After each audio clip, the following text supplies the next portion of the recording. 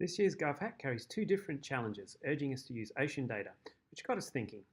We've all seen the movie Nemo, where they catch the East Australian current for a free trip to Sydney. Well, it turns out that's actually a real thing.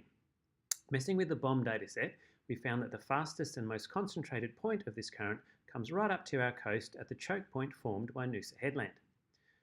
The world's first ocean electricity megagenerator has just completed its first year of operations. 24 hours a day, it generates continuous emissions-free electricity, and it manages a whopping 3 gigawatt hours annually from one single barge. We wondered, can we use the Bureau of Meteorology dataset and Noosa Council resources to calculate a preliminary feasibility study? Where is the ideal point to moor a barge to best capture this free energy?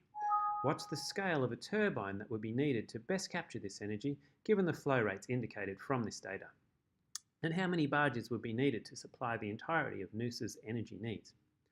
So we spent Friday and Saturday perusing the available data, searching out electricity consumption figures for Noosa and locating comparative efficiency measurements for hydro generation.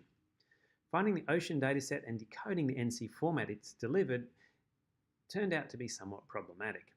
As was the license restrictions for the underlying master measurements, which come in at more than 7 terabytes of compressed readings going back over 20 years. But we did manage to find a pre-computed visualization with location and current scale readings, which is very suitable. This is a hackathon after all. We didn't have the time to grab the whole data set and run a multi-decade analysis in just one weekend, but the data is there. So if our idea moves to a full feasibility study, everything needed to do this more accurately is readily available. We spent Sunday buried in Microsoft Excel putting the maths together, and here's what we worked out.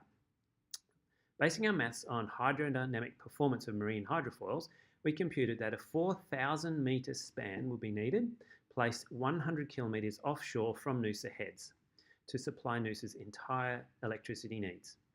Obviously 4,000 metres is too long to be practical. However, if a barge is constructed which makes use of a pair of 100 metre long underwater paddle wheel style generators with articulated airfoil style blades, and if a string of barges are anchored to the seabed, a mere 20 barges in this string would be sufficient to meet this demand. Mechanically articulated blades allow for generation to stop instantly, so whale and dolphin detectors can be added to ensure no risk to sea life. We discovered that the BOM dataset indicates that it is feasible for a Noosa-based green energy business to manufacture and operate an offshore hydroelectric facility to farm the ocean's power and meet all of Noosa's energy needs. I hope you like our work. If we are lucky enough to win a prize this weekend, we plan to use the money exploring this idea and possible commercialisation further.